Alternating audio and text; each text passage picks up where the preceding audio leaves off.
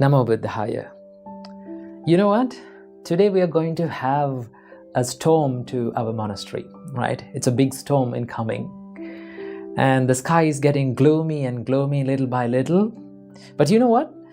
A few hours ago, the whole monastery was shining and it was bathed with sunlight, right? So the weather changes so rapidly, the nature changes so rapidly. So as our life. In life, some days we have storms, right? Sometimes we are very happy. Sometimes we celebrate our life like shiny days, right? Like sunny days. But sometimes it becomes gloomy. All of a sudden it becomes gloomy. It becomes so moody, right? So we feel down, we feel terrible, like we feel depressed, right? And for some days, there's nothing special, like the empty sky, right? So this is life. It always changes, okay?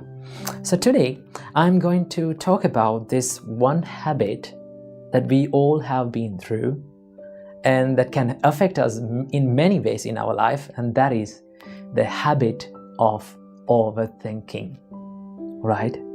You know, we all have been through that situation that we have overanalyzed situations and we have expected worst case scenarios and we have kept on thinking about certain things, what will happen in the future, what has happened in the past.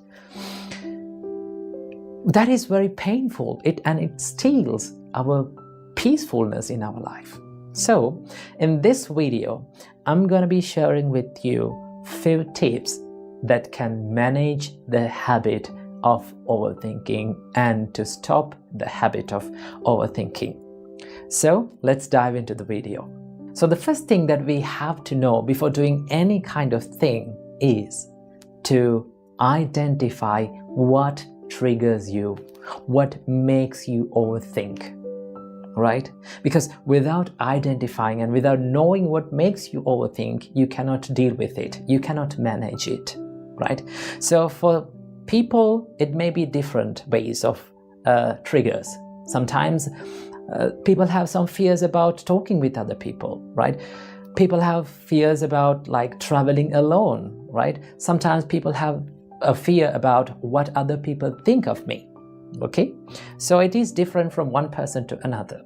So the first thing is to identify what makes you overthink, what triggers you. Once you know it, write it down on a paper, okay? Okay, this is what makes me overthink. This is what making me troubles, okay?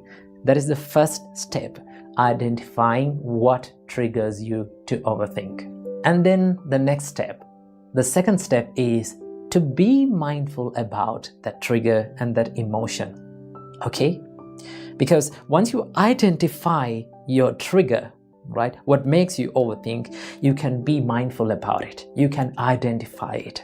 Once those thoughts comes to your mind, like maybe a fear, maybe like a worry, maybe like a sadness, when it comes to your mind, just if you practice this mindfulness, you can catch that thought. You can identify that thought. Now I'm going to worry. Now I'm worrying, right? Now I have this fear in my mind. Because when you become mindful, you understand about it and you know about it, you become aware of it. Then you will have the power to control it, right? Always remember, you cannot control anything that you don't know about and you're not aware about, right? So the second thing is to be aware and to be mindful about your thought. This is one thing that stuck in my mind for a long time, that a thought is just a thought until we give the power to control it ourselves. Okay, so what we have to know, understand the thought as just a thought, right? Don't give the power to control it, right? Don't judge the thought. Don't try to stop the thought, right? Just identify it as just a simple thought as any other thought. Okay, that is the second step.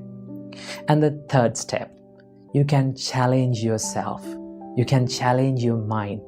Ask from your mind. Whenever you catch yourself overthinking, ask from your mind, is this real? Am I worrying about a real thing or a realistic thing? Is that going to happen in reality? So when you think about that, you will come across these conclusions. No, it's not going to happen. Why am I worrying about it? Right? Why am I thinking about it? I don't want to do that, right? It will steal my peacefulness. Okay? So when you think like that, you know what is going inside your mind. So the whole point and the whole secret about stopping this overthinking pattern is to know what is going inside your mind. Okay? That is one thing that you can do to challenge your thoughts. And then the next step is to take action. There is no any other remedy for all these problems, all these mental restrictions that you have in your mind other than taking actions. Okay? I don't suggest you to take big actions. What you have to do is to take small step, to do little things that you feel like a fear and a worry about things. Okay?